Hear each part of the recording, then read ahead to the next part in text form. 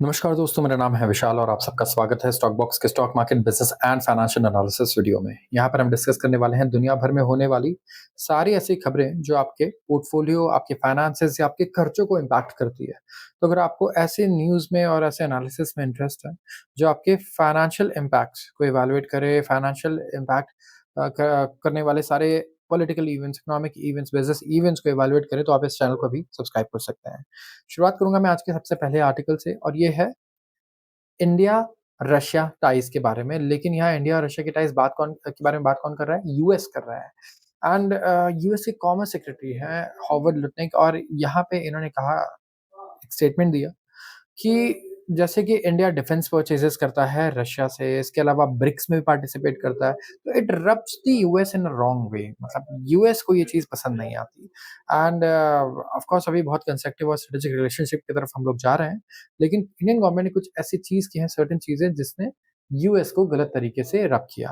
And ये इनका keynote था in the address at the 8th edition of US India strategic partnership forum. And for instance, आप इनका कहना है कि आप जैसे जनरली आप मिलिट्री गियर कहाँ से लेते हो? रशिया से लेते हो, and it gets under the skin of America. And being a part of BRIC, of course आप डॉलर को सपोर्ट नहीं करते हो और डॉलर हेजेमनी के अगेंस्ट एक्ट करने की बात करते हो अगर आप ब्रिक्स का पार्ट हो तो ये this is not a way to make friends and influence people in America. And India Russia have worked together on developing and producing defense equipment. सबसे पहले तो इंडिया और रशिया ने डिफेंस इक्विपमेंट भी प्रोड्यूस कर ली, इंक्लूडिंग प्रोजेक्ट्स जैसे कि BrahMos cruise missile and इसके अलावा AK-203 राइफल्स। तो under India's make in India push, दोनों कंट्रीज जॉइंट मैन्युफैक्चरिंग भी काफी कर रही है, Russia and India, to support and maintain Russian made arms in India. तो यूएस प्रेसिडेंट डोनाल्ड ट्रंप काफी वोकल रहे हैं to the opposition of BRICS, and particularly जो एफर्ट्स रहे इनके कि ये रिड्यूस करें डॉलर पर रिलायंस और कंट्रीज एक दूसरे के साथ अपनी करेंसीज में ट्रेड करें। ये सब डिस्कशंस हुए हैं ऐसे काफ़ी सारे ब्रिक्स में। तो इन्होंने रिपीटेडली वार्न किया है ब्रिक्स नेशन को कि आप कोई भी ऑल्टरनेटिव ग्लोबल रिजर्व करेंसी नहीं बनाओगे, एंड ये तक थ्रेटन किया कि हम 100 से 150% की टैक्स लगा देंगे, टैरिफ लगा देंगे अगर आपने डॉलर की जगह किसी और करेंसी में ट्रेड करने की कोशिश की तो।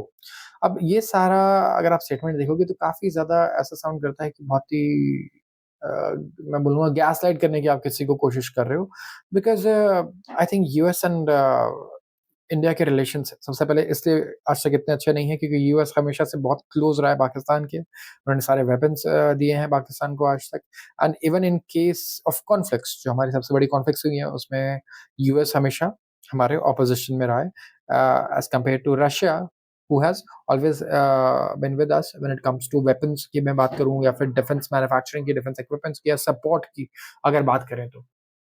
तो it has to come historically अगर आप देखोगे, तो न्यूमरस इंस्टेंसेस रहे हैं जहाँ पे यूएस और पाकिस्तान के रिलेशंस इतने ज़्यादा क्लोज़ हैं कि इट्स इम्पॉसिबल कि इंडिया यूएस के साथ कोई बहुत अच्छी स्ट्रेटेजिक रिलेशनशिप्स बना पाए। So they are very fond of Pakistan and other countries which are not actually align with the Indian interest.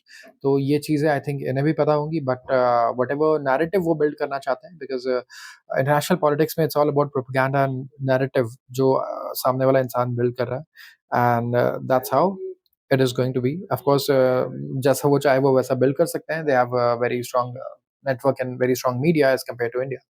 तो वी हैव टू सी कि इंडिया यहाँ पे कुछ रिप्लाई करता है या नहीं करता है इसका। बात करूँगा अगले आर्टिकल की, और ये बहुत ही अच्छी न्यूज़ है मेरे सारे सब्सक्राइबर्स के लिए, क्योंकि आरबीआई अब बैंक ओनरशिप के रूल्स को ईज़ करना चाहता है। तो जितने भी लोग अगर बैंक्स खरीदने का सोच रहे हैं, तो you can do so right now. Reserve bank of India signal कर रहा है एक पॉसिबल रूल चेंज, जहाँ पे ये फॉरेनर्स को अलाउ करेगा कि आप इंडिया के बैंक्स में ओनरशिप आप बढ़ा सकते हो, ठीक है? एंड क्योंकि they are also very eager, India में वो बैंक्स को एक्वायर करना चाहते हैं, एंड फास्ट ग्रोइंग इकोनॉमी की नीड है कि हमारे पास और लॉन्ग टर्म कैपिटल आए। तो आरबीआई ने लास्ट मंथ बेंड किए थे, अपने रूल्स को चेंज किया था, किसके लिए? जापान के सुमिमोटो मित्सुई बैंकिंग कॉर्पोरेशन के लिए। तो आरबीआई ने रूल्स को बेंड क्यों किया? सबसे पहले यहाँ पे ये जापान का जो ग्रुप है सुमिमोटो मित्सुई बैंकिंग ग्रुप, ये बाय करना चाहता है 20% स्टेक येस बैंक, ठीक है? एंड 2 फॉरेन इंस्टीट्यूशंस बाय कर रहे हैं, किसके लिए? For a stake in IDBI bank. Highlight कर रहे हैं कि प्रेशर है कि ईज़ किया जाए फॉरेन ओनरशिप रूल, जो काफ़ी स्ट्रिक्ट है, अमंग स्ट्रिक्टेस्ट है अमंग मेजर इकोनॉमीज़। इंडिया में जो फॉरेन ओनरशिप के रूल्स हैं, specially when it comes to banks, तो बड़े सिंपल रूल्स नहीं हैं, थोड़े कॉम्प्लिकेटेड रूल्स हैं, टफ रूल्स हैं। एंड लास्ट वीक आरबीआई के जो गवर्नर है हमारे संजय मल्होत्रा, उन्होंने कहा कि सेंट्रल बैंक अब सोच रहा है कि जो शेयर होल्डिंग और लाइसेंसिंग रूल्स है ना बैंक्स के, अब इसे as a part of broader view रखा जाए। इकोनॉमी और सिचुएशन को देखकर सारी चीज़ों को हमें एक बार सामने रखना होगा। और जो सोर्स है, जो फ़ैमिलियर है सेंट्रल बैंक के थिंकिंग से, इनका कहना है कि अब ये थोड़ा ओपन माइंडेड होंगे और दे माइट अलाउ जो रेगुलेटेड फाइनेंशियल इंस्टीट्यूशंस हैं कि वो और बड़े स्टेक ओन कर पाएँ। अप्रूवल के बाद, ऑफ कोर्स अप्रूवल होगा केस बाय केस बेसिस पे, and to a certain rule changes that could address disincentives for foreign acquisitions. तो एनालिस्ट का कहना है कि फॉरेन बैंक्स जो हैं वो काफ़ी इंटरेस्टेड है इंडिया में डील करने के लिए, एंड जो दुनिया की सबसे फास्टेस्ट ग्रोइंग मेजर इकोनॉमी है, स्पेशली क्योंकि it angles for regional trade agreements. तो ऐसे पैक्ट जो है नई अपॉर्चुनिटीज ओपन कर सकते हैं। और we are discussing regional trade agreements. अब ईयू के साथ हमारा ट्रेड एग्रीमेंट डिस्कस हो रहा है, यूएस के साथ ट्रेड एग्रीमेंट डिस्कस हो रहा है, यूके के साथ अभी हमने एफटीए साइन किया है। तो इंटरेस्ट ड्रिवन है इंडिया के स्ट्रॉन्ग इकोनॉमिक ग्रोथ से, लार्ज अंडर पेनिट्रेटेड मार्केट्स, अभी पोटेंशियल बहुत ज़्यादा है। इंडिया में प्राइवेट बैंक्स का पेनिट्रेशन अभी भी बहुत कम है। तो Indian regulators for their part worry कि इंडिया लैग करेगा दूसरे लार्ज इकोनॉमीज के कंपैरिजन में बैंकिंग कैपिटल को मोबिलाइज करने में। तो इकोनॉमिक ग्रोथ के लिए तो बैंकिंग कैपिटल चाहिए। ज़्यादा से ज़्यादा लोगों को अगर क्रेडिट दे पा रहा है हमारा बैंक, तो ज़्यादा से ज़्यादा लोग रिस्क ले पाएँगे, कंज़म्पशन भी कर पाएँगे और आगे इकोनॉमी को नए पड़ाव पर लेकर जा पाएँगे। तो यहाँ पे India would need much more capital for its banking system, ये कहना है ओवर मीडियम टर्म किसका, मूडीज का। एंड इसकी वजह से रेगुलेटर के दिमाग में एक ख्याल आया कि हम अच्छे स्ट्रॉन्ग इंटरनेशनल प्लेयर्स को सिलेक्ट करके अलाउ करेंगे, मतलब केस बाय केस देखेंगे। ऐसा नहीं कि किसी को भी कोई बैंकिंग सिस्टम में शेयर ओन करने के लिए दे देंगे वो अच्छा खासा, लेकिन यहाँ पे case by case basis analysis होगा और एक गुड रैशनल भी इनके पास है कि ये ऐसा करें।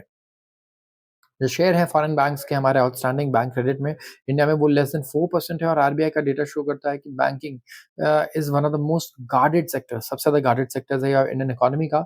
फॉरेनर्स इंक्लूडिंग पोर्टफोलियो इन्वेस्टर्स 74% तक ओन कर सकते हैं। रेगुलेशन लिमिट करता है स्ट्रेटेजिक फॉरेन इन्वेस्टर्स को कि वो 15% तक का ही स्टेक ओन कर पाए। Foreign banks they are also deterred by maze of other regulation, जैसे कि 26% का कैप लगा हुआ है इन पे वोटिंग राइट्स पे, ठीक है। और रिक्वायरमेंट की कोई भी शेयर होल्डिंग अगर है, large share holding by so called promoter या strategic investor with direct influence over management decisions, उसे बेच करके क्या ला दिया जाएगा कितने पे, 26% पे विद इन 15 ईयर्स। तो काफी सारे मैं कहूंगा काफी सारे कंस्ट्रेंट्स हैं अभी जिसको रिलैक्स करने की बात चल रही है हमारे यहाँ बैंक ओनरशिप में। अगले आर्टिकल की बात करूँगा और ये है अर्निंग अपग्रेड के बारे में। अर्निंग्स अपग्रेड्स आई हैं और जिसकी वजह से मार्केट मूड ना पहले से काफ़ी बेटर हो गया है, इवन दो टैरिफ कंसर्न्स है।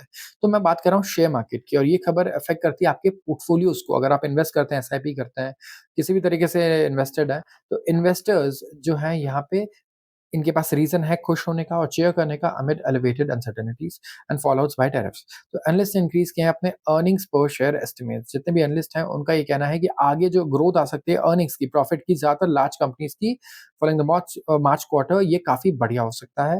एंड अगर निफ्टी 500 कंपनीज़ की बात करें, तो एटलीस्ट 5 एनालिस्ट जिनको ट्रैक करते हैं या मोर, उसमें से 315 कंपनीज़ में लग रहा है कि ईपीएस अपग्रेड आ सकता है। ईपीएस इनका इंक्रीज़ हो सकता है compared with December quarter. EPS estimate upgrade करता है कि आगे अर्निंग्स की आउटलुक बढ़ रही है, या तो इनके कॉस्ट घटने वाले हैं, या तो इनका रेवेन्यू बढ़ने वाला है, प्रॉफिट मार्जिन इंक्रीज होने वाला है।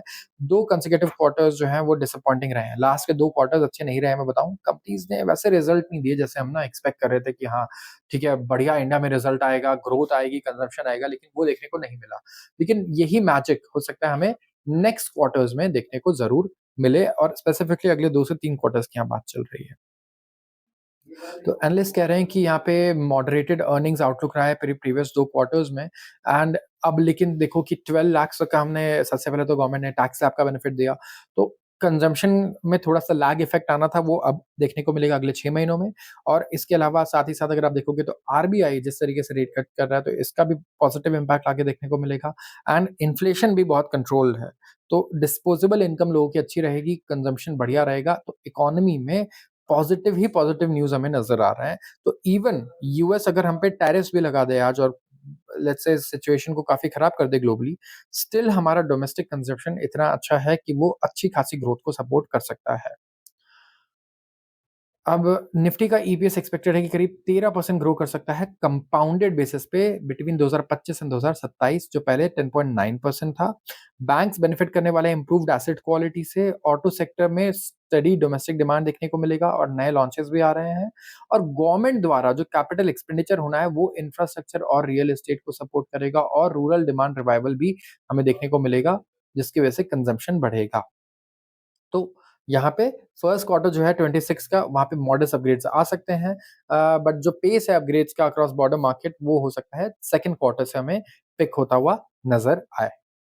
बात करूंगा अगले आर्टिकल की, है ज्वेलरी सेल्स के बारे में। तो ज्वेलरी सेल्स करीब 30% अगर आप देखोगे यहाँ पे गिर चुके हैं एज गोल्ड राइजेस। जैसे जैसे गोल्ड हमें बढ़ता हुआ नजर आ रहा है, ज्वेलरी की डिमांड घट रही है।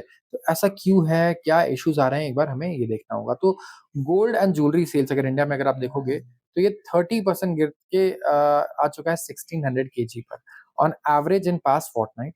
And according to India bullion and jewellers association, जो प्राइस है मेटल का वो करीब 5% शूट अप कर चुका है। तो पहले 15 दिन की अगर बात करें मई के, फॉलोड बाय अक्षय तृतीया, यहाँ पे मोमेंटम था। एंड प्राइस भी अगर आप देखोगे तो 92,365 पर 10 ग्राम पहुंच चुका था 15 मई तक। लेकिन उसके बाद जैसे ही गोल्ड के दाम और बढ़ने लगे, लोगों ने यहाँ पे अपने हाथ पर थोड़ा कंट्रोल किया है। लोग गोल्ड कम बाय कर रहे हैं। तो जहाँ पे 3% जीएसटी की अगर बात करें तो 10 ग्राम गोल्ड का दाम था 99,868। और मुंबई जो नर्व सेंटर है गोल्ड और ज्वेलरी मार्केट का हमारे देश में, उसने विटनेस किया कि daily average retail sales gold jewellery का ये आ चुका है 105 केजी। कस्टमर्स क्या कर रहे हैं, प्राइस के बारे में इंक्वायर करते हैं और परचेज किए बिना ही चले जाते हैं। और 25% ड्रॉप देखने को मिला है हमें डिमांड में। एंड यहाँ पे अगर आप देखोगे तो जूलर्स सदर्न इंडिया में ये भी डिमांड ड्रॉप फेस कर रहे हैं। इवन तो वेडिंग सीजन है इस टाइम पे आंध्र प्रदेश में और तेलंगाना में, आप देखोगे कि करीब 15 से 20% का डिमांड ड्रॉप और कुछ पर्टिकुलर स्टोर्स में देखने को मिल रहा है पिछले 15 दिनों में। तो जैसे ही रशिया और यूक्रेन के बीच में टेंशन्स बढ़े हैं, पीस नेगोशिएशंस भी कुछ अच्छा काम नहीं कर रहे हैं, तो इसकी वजह से म्यूटेड मार्केट सेंटीमेंट हमें देखने को मिल रहा है और ज़्यादा। और जियोपॉलिटिकल और ट्रेड रिलेटेड अनसर्टेनिटीज़ है, जिसकी वजह से क्या हो रहा है, इंटरेस्ट रेट कट्स भी आगे और पोस्टपोन होते जा रहे हैं। और गोल्ड अगर आप देखो अनसर्टेनिटी के टाइम पे काफ़ी ज़्यादा डिमांड में रहता है, इसकी वजह से इसके दाम में हमें कोई करेक्शन नज़र नहीं आ रही है। तो हो सकता है कई दिनों तक हमें गोल्ड इसी दाम पर देखने को मिले। तो आज के लिए बस इतना ही। अगर आपको वीडियो पसंद आई हो तो ज़रूर इसे लाइक करें और चैनल को सब्सक्राइब करना बिल्कुल ना भूलें अगर आप रोज़ ऐसे वीडियोज़ को देखना चाहते हैं।